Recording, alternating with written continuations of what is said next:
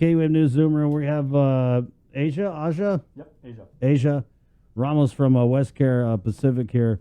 To kind of just run us through some of the assistance programs that they have with Westcare, because we had heard one, Salvation Army had one where they, and I think this is all through, I want to say it's through federal funds or grants or something, but they had one where you can apply for it and then you get 1 month of your utilities paid. And you guys are doing that one too at Westcare, but you also have some other relief and aid programs. So if you could just go into what these different types of assistance you're offering are and how people can get them. Thanks, Chris, and thank you, Chris, Sabrina, and Jason, for having us on today. We definitely feel like this is such a needed resource in the community. So the more people that we can reach, the better. We're happy to assist where we can. The first one I want to talk about today is the one that you mentioned, Chris. I know representative from Salvation Army was here. We have the same program as they do called the Emergency Food and Shelter Program. There are 5 nonprofit organizations here on island who actually have that, and our program as well as Salvation Army are one of the 2 that actually help those who are applying. The other organizations do focus their efforts on existing programs. For example, Sanctuary uses this money to assist with the emergency needs of their clients who are in shelter. As you know, they serve youth who are homeless or placed there through CPS. So this is open to the general public, Salvation Army and Westcare. I do want to talk a little bit about the criteria and what that is. So this program is funded through FEMA. What happens is every year Guam gets awarded a set amount, usually hovering around 150,000 to 200,000.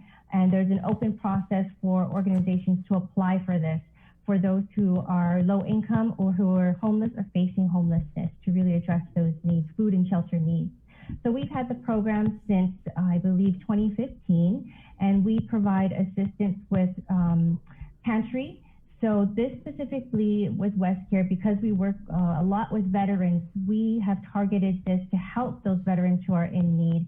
It complements our supportive services for veteran families program, which provides shelter for veterans who are in need, and it provides them meals. And so veterans who are in need of food commodities or household items, I mean, anything from rice cookers to microwaves, things that would sustain them in a household long term and address any sort of food needs, we provide those through our EFSP.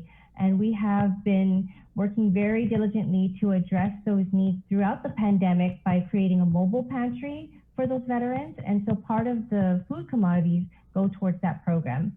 The other part of the FSP program is assistance with both bills, particularly with electric, water, sewer, and gas bills. So if we have a veteran who is behind in their utility bills, we are able to assist with 1 month.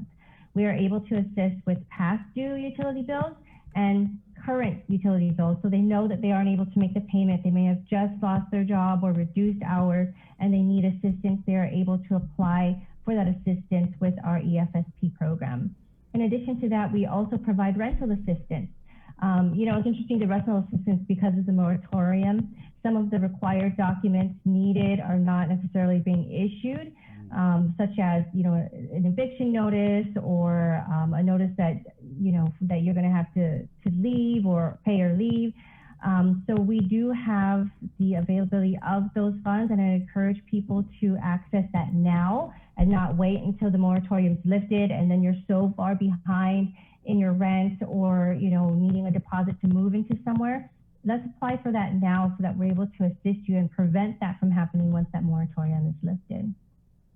So that's the coverage of our EFSP program. Again, we still have some funds available for that. And we are happy to talk to you about what the documentation requirements are and to make sure that you are definitely eligible to apply. You can give us a call at 472-0219 or email us at pacificislands@westcare.com. So you guys are not doing in-office, well, you're not, are you doing anything face-to-face in the office? We are doing face-to-face by appointment only. We're trying to mitigate as much as possible our contact with clients so that they're able to be protected. And actually what we found is that they are wanting to engage in virtual services. They're not super reticent to come into the office and expose themselves at this time. So everything that they need to do can be done virtually, or is there any part of it where they got to come in face to face? Everything can be done electronically. So the only thing that might require some sort of face-to-face is if they need to attain any sort of verification from the mayor's office or something like that. So, but in terms of what we can do, we process everything electronically. Okay. Again, the number 472. 0219. Got it. And the email, Jay?